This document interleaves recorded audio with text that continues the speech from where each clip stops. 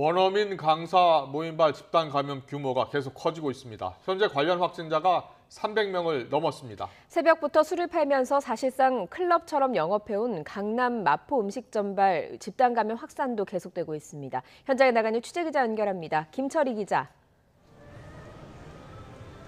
네, 서울 홍대 거리에 나와 있습니다. 홍대 모임에서 시작된 집단 감염이 전국 곳곳으로 퍼져나가고 있다고요?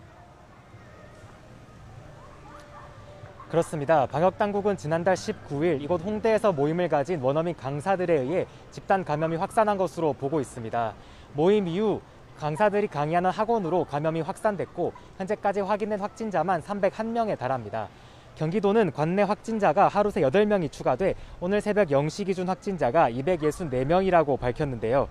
방역당국 등에 따르면 성남시 학원에서 86명, 고양시 학원에서 47명이 확진되는 등 수도권 8개 학원에서 10명이 추가로 양성 판정을 받았습니다.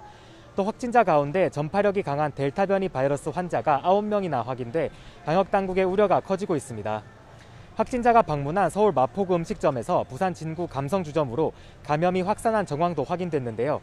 이에 따라 현재 부산에서도 이용자 6명, 종사자 2명 등 모두 8명이 코로나19에 감염됐습니다. 다른 곳에서도 집단 감염이 계속되고 있습니다. 지난달 첫 확진자가 나온 강남구 음식점 관련해서는 현재까지 69명이 양성 판정을 받았습니다. 이곳은 사실상 클럽처럼 운영된 것으로 알려졌는데 감염이 종사자와 방문자, 가족과 지인으로까지 퍼진 겁니다. 이태원 주점에서도 확진자가 나와 방문자를 대상으로 검사가 진행되고 있는데요. 방역당국은 마포구 주점 관련 확진자와 동선이 겹치는지 등을 조사하고 있습니다. 대구 중구클럽에서는 지난 1일 첫 확진자가 발생한 뒤 종사자 3명과 이용자 5명 등 모두 8명이 확진됐고요. 경기 수원시 주점에서도 44명의 확진자가 나왔습니다. 방역당국은 유흥시설이 사람들이 밀집해 있는 환경에다가 마스크 착용도 미흡한 경우가 많아 감염 위험이 크다고 설명했습니다. 이에 따라 이번 주말을 포함해 향후 2주 동안 펍이나 감성주점, 클럽 같은 유흥시설 이용을 자제해달라고 당부했는데요. 정부는 지자체와 함께 유흥시설의 방역 점검이나 이용자 추적 관리 등 관리 조치를 더 강화하겠다고 밝혔습니다.